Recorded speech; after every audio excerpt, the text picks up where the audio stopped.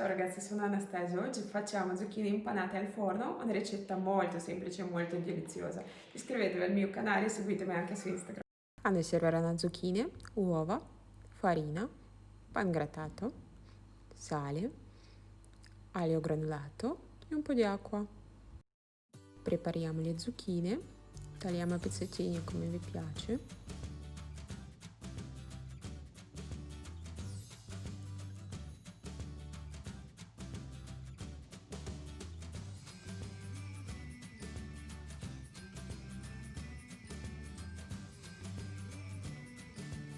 Prepariamo un sacchetto,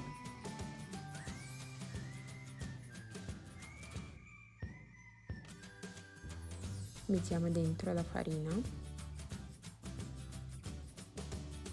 e un po' di sale.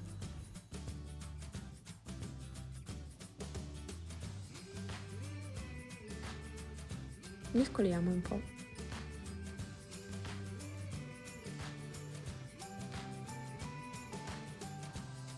Adesso versiamo dentro le zucchine tagliate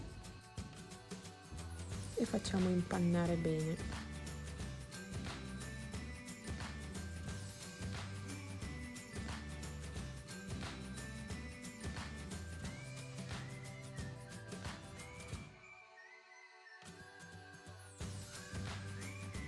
Adesso prepariamo le uova.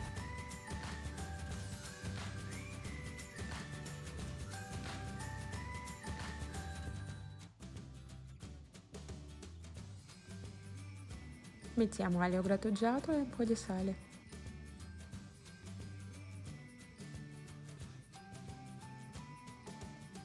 Versiamo anche un po' di acqua.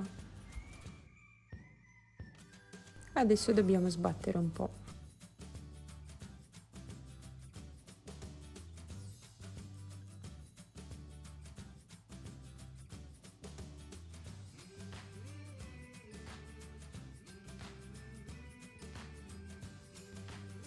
Prendiamo la teglia con tappetino di silicone, ma si può usare benissimo anche carta da forno.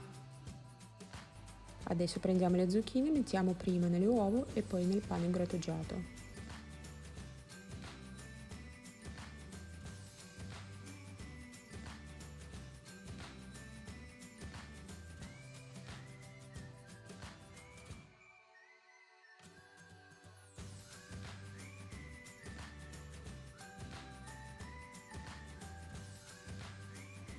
Adesso mettiamo nel forno 220 gradi per 20 minuti.